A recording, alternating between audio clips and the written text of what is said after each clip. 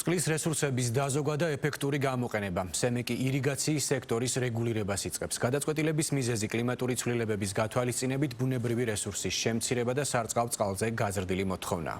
უკვე დადგენილია კონკრეტული წესები და შესაბამისი გრაფიკი, რომლის მიხედვითაც ფერმერები წყლით სარგებლობას შეძლებენ. მოთხოვნის დაკმაყოფილება კი მელიორაციის სამსახურმა უნდა უზრუნველყოს. რეგულაციების უგულებელყოფის შემთხვევაში გათვალისწინებულია ჯარიმებიც. როგორ უნდა მოიპოვოს ფერმერმა სარწყავი წყლით სარგებლობის უფლება? ჩალვა სუმბაძე ამბობთ.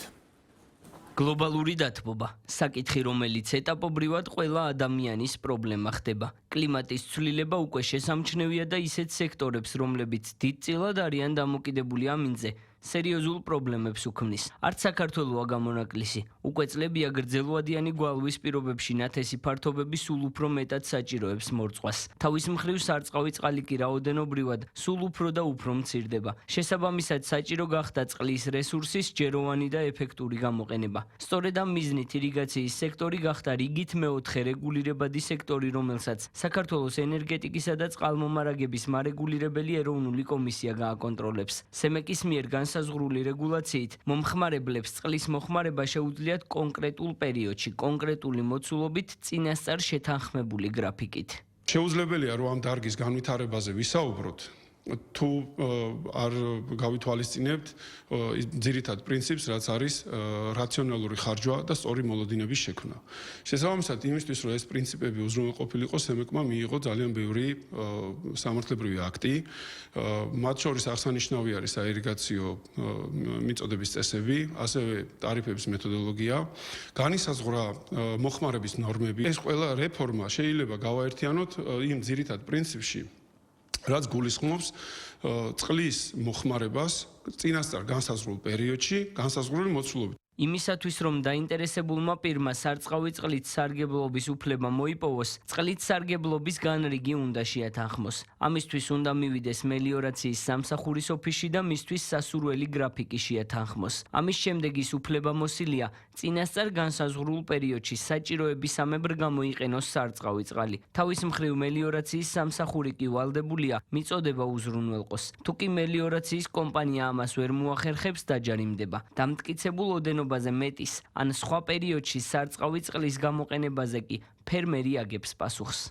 ახალი რეგულირების ფარგლებში ჩვენ გვაქვს გაწერილი ნორმები, როგორც ერთწლიანი კულტურებისთვის, ასევე მრავალწლიანი კულტურებისთვის. ამ ნორმებიდან გამომდინარე, ასევე დამტკიცებული გვაქვს რწყვის ჯერადობა, თუ რომელ რეგიონში, რომელ კულტურას რა პერიოდულობით სჭირდება წყალი და რა მოცულობით სჭირდება. შესაბამისად, როდესაც რეჟიმები იგეგმება ზუსტად ამ ასე ვთქვათ რეჟიმების და ნორმების შესაბამისად ხდება სისტემაში წყლის გაშვება და ამას კომპანია უწევს ზედამხედველობას. ეს რეფორმირება მიმართულია იმისკენ, რომ გლობალური ცვლილებების, კლიმატის ცვლილებების ფონზე წყლის შემცირების შედეგად ზედაპირული წყლის ობიექტებიდან აღებული წყლის სწორად განაწილება მოხდეს. ფერმერები საკითხზე წლებია საუბრობენ და განმარტავენ, რომ სარწყავი წყლის პრობლემა მათ მოსავალს ყოველწლიურად ამცირებს. ისინი აღნიშნავენ, რომ გრაფიკის შემოღება და შემდგომში ამის კონტროლი სიტუაციას მეტნაკლებად დაარეგულირებს, თუმცა ფიქრობენ, რომ ყველაზე ცხელ თვეებში წყლის დეფიციტის აღმოსაფხრელად მხოლოდ ეს ნაბიჯები საკმარისი არ არის და საჭიროა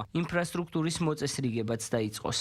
ეგა როგორ იცი, აი როგორც თქვენ რო იცით, რომ იმას 10 მიასედი აქვს და ამას 2 მიასედი. თქვენ ეგ უნდა გააკეთოთ, სია და რო იცოდეთ, ვის რამდენი აქვს. ეგა რო იცოდეთ, ვის რამდენი მამულში რამდენი მიწა აქვს. და იმის მიხედვით უნდა მიხედოთ და გადასახადიც ეგრე უნდა გადაახდეინოთ და მიცემითაც ეგრე უნდა მისცეთ წყალი. არა და ერთი მეორე საპარავენ და მე ჩხობი აქ თხოვნე. თუ განმორჩილი ადამიანი ხარ და რაც გიკუთვნ, იმას მოიხმო. ჯარიმას აღარ აიკიდებ, ხო? ვისაც უნდა ბევრჯერ მოწყობა, მაშინ დაწუნო განცხადი მოითხოვოს ის. და იმის შესაბამისი თანხა გადაუხადოს მელიორაციას. და მოიხმაროს ის წყალი. ხო ესეა. შენ რომ 1 ჰექტარისას შეგაკი თანხა და 1000 წყალ, ეგრე დასაჯერიმებელი იქნება. აი ჩვენ სოფელში მაგალითად ბევრჯერ ვთხოვე, რომ გაეკეთებინათ 2 არხით ჩამოდის შუა სოფელში, რომელიც არის ამორტიზებული და რა გაუხრებული, გატყიელებული და ხო იქნება ლატოკი ჩალაგდეს, რომ ვერ მოყავს წყალი. მიღებული რეგულაციები მხოლოდ დასაწყისია და შესაბამის სტრუქტურებში განმარტავენ, რომ პერიოდულად როგორც წყლის მიწოდების, ასევე კონტროლის მექანიზმები დაიხვეწება. მათივე თქმით, დაწყებულია მუშაობა დეფიციტის აღმოფხვრაზეც, რაც დამატებითი საცავების მშენებლობით მოხდება.